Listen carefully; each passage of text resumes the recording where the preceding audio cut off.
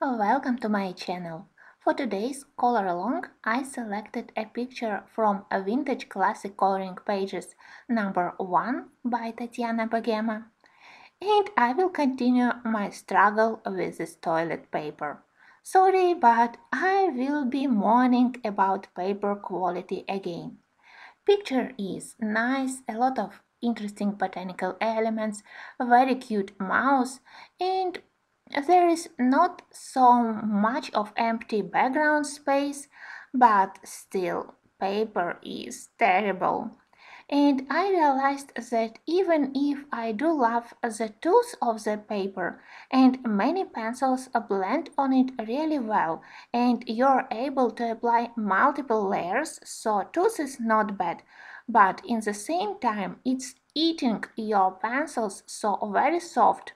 Pencils like Prismacolors, you will be running out of them, so they will be spending on this paper really quickly. So I decided that I will be using more harder sets of my pencils, and I realized that this book and this paper will be good to use my least frequently used art supplies. You will see that today I will be using my Kohinoor pencils. I do own quite a big amount of Kohinoor Mondeluz watercolor pencils, but I don't use them frequently, only when I need to add some additional colors when I use Inktense pencils, and usually I don't use them with water, and like regular pencils, they don't blend on many papers really well. They are good, they have nice colors, I simply don't use them frequently. And I also have smaller set of Kohinoor regular pencils, polycolor. I have a set which is called Landscapes, so I realized that this set can be very helpful here. And indeed, both Mondeluz and polycolors behaved nicely on this paper, especially when they were sharpened. They blended well, they covered paper, not so bad.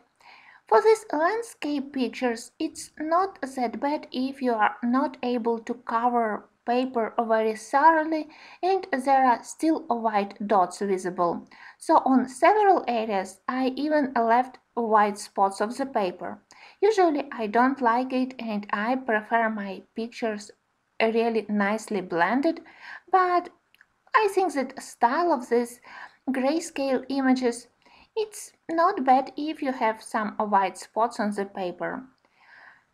For the ground, I selected a couple of Kohinoor Mondeluz pencils, mostly because I love their greens, especially one which is more gray-green color, and I realized that in my set of Black Widow Scorpion, there is another very helpful green. It's called charcoal green. It's dark and again it's something between gray and green. And here it helped me to create night mixes, both with brighter green colors, which I used for representing grass, and also with slate gray from Mitsubishi set, which I used for shadow areas and in the central part. Next, after I finished with grass and ground, I decided that I need to attract more attention to the area of the mouse house. So I used another pair of polycolor pencils, a very light yellow and ochre, and I created some kind of the small path to the entrance of the mouse house.